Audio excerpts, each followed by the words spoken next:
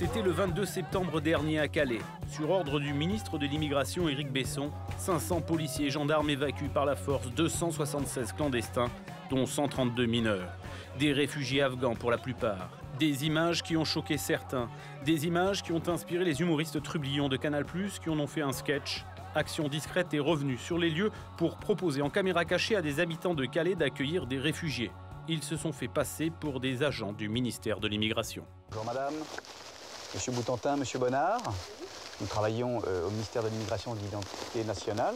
Nous avons, on va dire, fermé la jungle de Calais au prix d'une saisie, on va dire, de 275 migrants, la majorité afghans. Nous avons décidé d'agir, d'en faire quelque chose de ces gens-là, et on ne peut rien faire tant qu'ils sont afghans. Il faut savoir que le seul afghan qui a le droit d'être en France, c'est le lévrier afghan. Oui. Deux comédiens tenus en laisse sont proposés comme s'il s'agissait d'animaux de compagnie.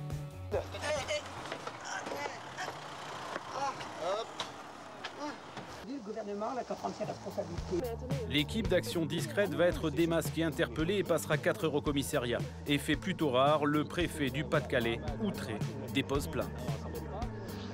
J'ai porté plainte et il reviendra au magistrat de décider si le préfet a manqué d'humour ou s'il s'agit d'un dérapage regrettable.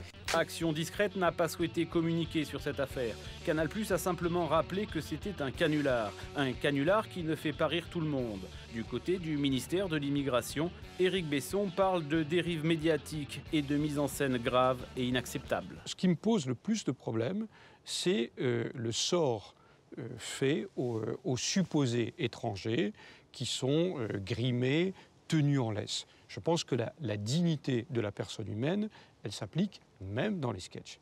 La deuxième chose qui me pose problème, c'est qu'on puisse simuler un ordre de mission en prenant du papier en tête du ministère et le rédiger comme si les personnes étaient assermentées pour aller au domicile des particuliers. Rien de créatif, rien d'artistique, et c'est pas drôle. Il arrive que quelque chose soit drôle et méchant. Et là, il y a vrai débat. Mais quand c'est nauséabond et pas drôle, c'est un autre problème. Mais ça, c'est mon jugement personnel. Karl Zéro, sur BFM, détourne lui aussi des images d'actualité. Bah où il est? Ah, le voilà. Oh, il est mignon. Il fait le job, je peux vous le dire. Hein. En 2 heures ce matin, c'était plié la jungle de Calais. Hein. Les migrants ont été dotés de sacs pour pouvoir emporter leurs effets personnels. L'équipe de Canal+ a-t-elle été trop loin dans la provocation? C'est la justice française qui devra répondre à cette question. Action discrète? À l'action discrète! Karl Zéro, Dominique Paillet, bonsoir. Alors, comme vous l'aurez compris en regardant ce sujet de Christophe Kulikowski, nous sommes là ce soir pour parler d'une polémique qui a été provoquée par le dépôt d'une plainte du préfet du Pas-de-Calais, monsieur Pierre Debousquet de Florian, une plainte soutenue par le ministre de l'Immigration, Éric Besson, une plainte à propos d'un sketch humoristique. Alors pourquoi vous deux, Karl Zéro, parce que vous êtes quand même maître. Est-ce une contestation, trublionnage? Enfin, on ne sait pas, vous avez été l'animateur du vrai journal et auteur de documentaires sur Canal+, et auteur de documentaires comme Dans la peau de Jacques Chirac et Being W. Et vous agissez aujourd'hui sur BFM TV pour un Zéro Info, dans lequel il y a un Sarko Info. Et vous, Dominique Paillet, parce que vous êtes porte-parole de l'UMP. Alors, messieurs, justement, ce sketch, parlons humour, Dominique Paillet, est-ce qui vous a fait rire? Écoutez, moi je l'ai regardé à plusieurs reprises. Je n'ai pas trouvé ça de très bon goût. Tout simplement parce que c'est un sujet qui est quand même extrêmement sensible. Il y a véritablement des drames humains qui se jouent. Et plaisanter comme ça, en donnant l'impression d'ailleurs que l'action gouvernementale dans ce domaine est une action qui s'apparente en quelque sorte à ce que fait la SPA, c'est déplacé, à mon avis. C'est même par certains aspects pitoyable. Bien. Karl Zéro, dire tout de suite que vous les connaissez bien, c'est un peu vos enfants, les gens d'Action Discrète. Oui, c'est une petite bande que j'ai, on va dire, formée quand ils débutaient, qu'ils avaient une vingtaine d'années. Ils avaient constitué une petite entreprise qui s'appelait La Maison du Bonheur et on les faisait travailler dans un journal qui s'appelait le Journal des Bonnes Nouvelles, qui était diffusé une quotidienne sur Canal à l'époque. Alors, que dire de ce sketch? moi, contrairement à toi, Dominique, ça ne me choque pas. Je trouve que, tu sais, quand on n'est pas d'accord avec quelque chose, il n'y a pas 36 façons de le dire. Soit on le dit et on devient un homme politique, soit on utilise d'autres techniques comme l'humour. Et je trouve que le procédé, bon, il est connu, mais il fonctionne.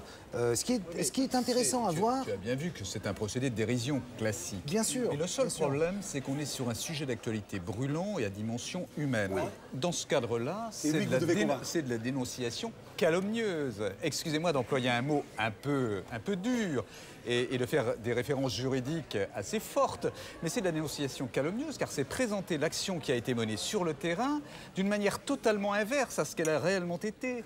C'est une manière aussi de dire que le comportement de ceux qui ont voulu mettre fin à des conditions d'hébergement qui étaient absolument insupportables, que cette action-là était en fait une action inhumaine, alors que c'est tout le contraire. Dominique, donc tu ne peux pas. Non, mais tu ne peux pas quand même. Oui, mais je vais te donner la parole, Karl. Mais tu ne peux pas traiter cet événement-là de gaudriole. Je le traite de gaudriole, pourquoi? Parce que d'abord, quand Éric Besson lui-même invite les caméras à venir filmer cette espèce de coup de force, on a l'impression que c'est quand même pour parler à une population de l'électorat de l'UMP qui vient plutôt des franges extrêmes, d'anciens électeurs du Front National, etc. C'est quand même un signal fort qu'on donne, ce qui est toujours amusant venant d'Éric Besson quand on sait d'où il vient. Deuxièmement, quand on voit ces garçons aller voir des Français pour leur proposer donc un Afghan, enfin un pseudo-Afghan déguisé en animal de compagnie, ce qui m'a frappé moi dans le sketch, c'est que les gens ne sont pas plus choqués que ça. Normalement, ils devraient dire « Non mais vous déconnez, c'est la caméra cachée dehors ». Pas du tout. Et c'est là où c'est troublant, si tu veux. Et c'est peut-être ça qui t'ennuie, d'ailleurs. Il faut ajouter qu'il refuse quand même. Hein. Non mais attendez, heureusement. Tout le monde refuse, et j'ai même vu une dame répondre, tu l'as entendu comme moi, mais le gouvernement n'a qu'à prendre ses responsabilités. Oui, oui. Ce qui veut dire que le second ou le troisième degré sur lequel se fondait cette dérision n'était pas du tout perçu par le public qui la recevait. Oui. Cette femme-là a cru très sincèrement... Non mais cette femme-là a cru très sincèrement qu'il s'agissait d'agents du ministère de l'immigration. C'est vrai qu'ils ressemblent. Et par conséquent, c'est véritablement jeter un trouble à partir d'une opération qui méritait plutôt des explications et de la pédagogie. Ils n'allaient pas arriver chez ces gens en disant « Attention, on fait un sketch ». Mais on le dit, in fine. Et là, ils ne disent pas totalement. Non, ça n'apparaît pas dans le sketch, mais ils le disent dans leur reportage, bien évidemment. Oui, dans la présentation du reportage. Mais bon, mais alors, donc, imagine en plus. Pour revenir à ma démonstration, Dominique. Qui pour l'instant est un peu, comment dirais-je, chaotique. Elle est magistrale. Elle n'est pas du tout chaotique. La démonstration est très simple. Quand on n'est pas d'accord avec quelque chose que fait en l'occurrence Éric Besson, il n'y a pas 36 façons de le dire. Il y en a une qui consiste à prendre sa carte au PS. Ça ne règle pas le problème. Mais ça pourrait le régler dans les années à venir. C'est grave. Bon, peut-être. Et la seconde consiste à, par exemple, s'exprimer au travers d'un numéro comique qui ne t'amuse pas. Non, je comprends tout à fait. Mais il ne t'amuse pas en tant que citoyen, il ne t'amuse pas en tant que membre de l'UMP et que porte-parole. Non, pas du tout. Ça m'a choqué parce que je pense que sur un sujet qui mérite un traitement extrêmement humain, et ce qui a d'ailleurs été mis en œuvre, manier la dérision, comme c'est le cas dans ce sketch, c'est véritablement de mauvais goût. Voilà. Écoute, je n'irai pas plus loin. Alors, je te réponds. Si je prends l'exemple de ce que j'ai pu faire autour de cette affaire dans Sarko Info, alors je ne me suis pas beaucoup foulé. J'ai pris d'un côté la conférence de presse d'Éric Besson où il expliquait ce qui s'était passé et de l'autre les images. Et j'ai illustré ce qu'il disait avec les images. Et c'est un choc. Il dit, les CRS se sont très bien comportés. Oui, et puis on voit que les CRS sont effectivement pas d'une tendresse ou d'une gentillesse extraordinaire. Alors après, il faut forcément... C'est pareil, non, mais il faut parler du fond, en réalité. Oui. Ça pose une seule question. C'est comment on doit traiter ce genre d'informations. Est-ce qu'on doit être au garde à vous, petit doigt sur la couture du pantalon en disant ils ont raison, d'ailleurs ils sont au gouvernement, donc s'ils font ça, c'est qu'ils savent ce qu'ils sont en train de faire? Ou est-ce qu'il ne faut pas se dire, on a un problème de devoir de solidarité vis-à-vis de ces gens-là. Bon, on a fermé Sangatte et c'était une bonne chose. Là, je me transforme en homme politique, j'ai pas envie. Mais on a fermé Sangatte. Très bien, tu vois. Non, mais attendez, Karl Zéro, est-ce que vous ne croyez pas que cette provocation se développe? Parce qu'il y a d'un côté un discours politique policé, maîtrisé en termes de communication, et que de l'autre côté, les gens ont envie d'entendre autre chose sur les sujets en question. Non, mais attendez, on pourrait aller très loin sur ce sujet-là. Parce que le discours policé, politiquement correct, je veux dire, c'est pas du fait des politiques. Excusez-moi, mais il y a plein de politiques qui se retrouvent... Plus personne ne te croit. Mais attends, qui se retrouvent attaqués... L'audience s'effondre, les gens ont compris que tu mentais. Mais pas du tout. Un exemple simple, d'accord? Mon ami Brice Hortefeux, l'autre jour, tient des propos, non pas devant une caméra, parce qu'il y avait une caméra derrière, mais il ne le savait pas, tient des propos un peu libres et qui se voulaient humoristiques. Déchaînement médiatique total. Pourquoi? Parce qu'il y a un politiquement correct qui s'est imposé dans ce domaine-là. Et aujourd'hui, qu'est-ce que c'est, ce politiquement aujourd'hui, correct? on me dit... Mais c'est de tailler Brice Hortefeux dans sa pensée déviante, c'est de tailler... La provocation du sketch que nous avons vu sur Calais, on me dit mais non, ça c'est tout à fait bien parce qu'il faut des provocateurs, etc. Non, je crois qu'il faut bien qu'il y ait un peu de contre-pouvoir. Il faut S'il n'y a plus aucun contre-pouvoir. Il faut être sérieux. Soit la liberté totale, Karl, soit la liberté totale, et donc la liberté de manier la dérision est totale, de même que la liberté d'utiliser un vocabulaire qui n'est pas politiquement correct l'est, y compris pour les politiques, et on ne leur fait pas de procès. Ou alors c'est pas le cas, c'est ce qu'on constate aujourd'hui. Alors à ce moment-là, il faut que le politiquement correct soit partout, y compris dans ces sketchs-là. Alors, où est le contre-pouvoir? Non, mais ce que disait Karl Zéro sur le contre-pouvoir, il y a une nécessité du contre-pouvoir, ça vous le remettez pas en question. Depuis toujours. Est-ce que ça, c'est un contre-pouvoir ou pour vous, non? Non, ça n'est pas un contre-pouvoir. Mais si, c'est un contre-pouvoir. Mais non, ça n'est pas un contre-pouvoir. Mais Dominique, quand Jacques Legras faisait semblant d'être agent de police, tu riais. Oui, sauf qu'il disait, in fine, qu'il n'était pas agent de police. Mais là, ils le disent aussi. Ça n'est pas dans le sketch. Et moi, je ne parle pas de ceux qui ont été dupés par ce sketch sur le terrain. Je parle des millions, des milliers seulement, des centaines de milliers qui ont regardé. Que c'est premier degré. Franchement, Dominique, vous pensez vraiment que les gens qui regardent Action discrète, ils se disent voilà, c'est un reportage d'actualité? Moi, j'en connais qui s'arrêtent au premier degré. Et ça, c'est grave. Parce que franchement, là, cet argument qui consiste à supposer le premier degré chez tout le monde évacue toute dérision. Alors j'ai un exemple personnel dont je peux parler. Dans un sketch qui était une parodie de Pulp Fiction, au début du vrai journal, j'avais quand même été suspendu 1 mois parce qu'on m'avait expliqué la même chose. On voyait une espèce de Travolta arriver et tuer Chirac et à l'époque Jean-Louis Debré. Et on m'avait dit, des gens dans des provinces très reculées ont pu croire qu'on assassinait Chirac. Mais attends, après, un scandale affreux. J'ai été, je te jure, mis au banc de la société, suspendu par les couilles pendant 1 mois. Aujourd'hui, tu en ris. Mais à l'époque, c'était très grave. Ce qu'ils ont fait là, on en rira ensemble dans 10 ans. C'est pas de même nature, Karl. Mais c'est de même nature. Il y avait mort du président. J'ai eu les pires ennuis. Tu aurais attaqué les politiques. Tu aurais attaqué, par exemple, par dérision, le ministre de l'Immigration, Éric, par exemple. Ce que d'ailleurs tu as fait. Personne ne s'en est plaint. Le rôle des politiques, c'est d'être attaqué comme cela. La dérision à l'encontre des politiques, c'est vraiment un contre-pouvoir. Mais pas sur le fond. Pas sur un événement de cette nature et pas traité de cette manière. Est-ce que c'est une bonne décision? Est-ce que ça n'est pas un manque de vider cette jungle de Calais il faut le rappeler. Ça, c'est une question. Oui, c'est une décision. Non, attends, on n'est pas tous d'accord du tout. Est-ce que c'est effectivement une jungle qui est aux mains de certains passeurs qui font payer? Absolument. Mais en même temps, est-ce qu'il n'y a pas de notre part, à nous citoyens et notamment calaisiens qui accueillent ces gens-là, un manque de solidarité? Parce qu'on dit, c'était ça qui était marrant dans le sujet d'Éric Besson, c'est qu'il explique. On leur a fourni à chacun un sac pour qu'ils puissent prendre leurs affaires. Attends, les pauvres, t'imagines? Allez, tu dégages, on te donne un sac et tu mets tes affaires. Karl, c'est pas tout à fait ça. Donner aussi un pin. C'est pas tout à fait ça. Mais qu'est-ce qu'ils sont devenus? Qu'est-ce qu'ils sont devenus les gens qui ont été évacués? Ils sont bien plus loin. Pas du tout. Dans la forêt, sur des plains. Pas du tout, et je vais vous le dire. Mais au préalable, je voudrais répondre à Karl. Bien sûr. Ce campement, c'était un des éléments qui permettait aux passeurs de faire payer, je ne sais pas, 15 000 € pour faire venir d'Afghanistan. En Afghanistan, des gens qui étaient candidats au départ.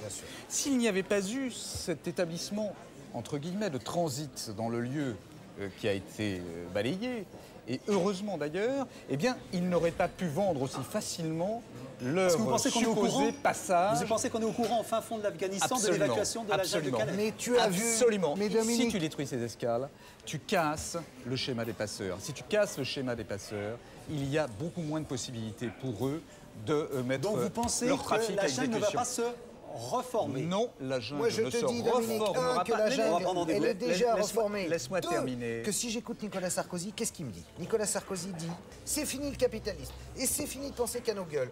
On passe du G8 au G20. Ça veut dire on ouvre à tout le monde. Ça veut dire on est dans une démarche finalement d'ouverture par rapport aux gens qui ont besoin dans le monde.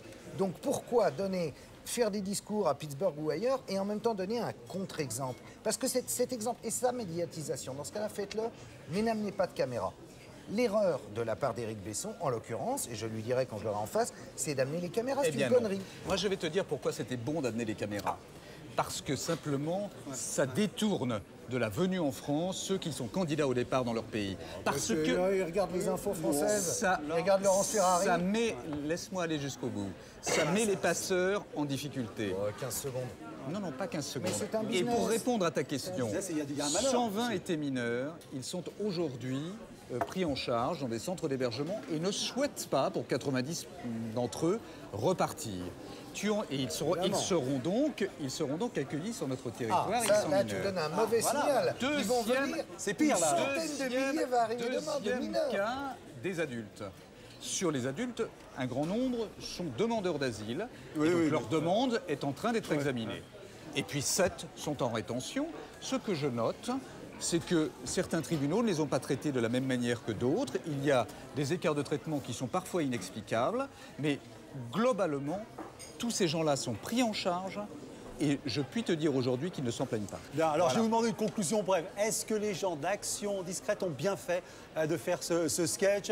Mais oui, bien sûr, ils ont bien fait, c'était rigolo. Il ne faut surtout pas les poursuivre et les condamner, bien sûr. Dominique Payet, vous êtes pour qu'on les poursuive? Je trouve que non. Les poursuites sont en cours, elles ne sont pas de mon fait, nous verrons bien ce qu'il en est. Mais en tout état de cause, je conseillerais à Action Discrète de choisir les thèmes et de ne pas tout traiter par la dérision. Ils vont pas faire le cimetière canin d'Anières ou des trucs qui font... C'est un thème qui est aussi... Messieurs, en tout cas, on va laisser à Action Discrète le choix de leur thème. Quoi qu'il en soit, ce sketch d'Action Discrète a fait que l'on a parlé de nouveau de la jungle de Calais et du problème posé par la jungle de Calais. Et je crois que déjà, rien que pour ça, ce sketch était salutaire, mais c'est mon point de vue. Habileté du présentateur. Je vous remercie. Pirouette finale, applaudissements, merci beaucoup.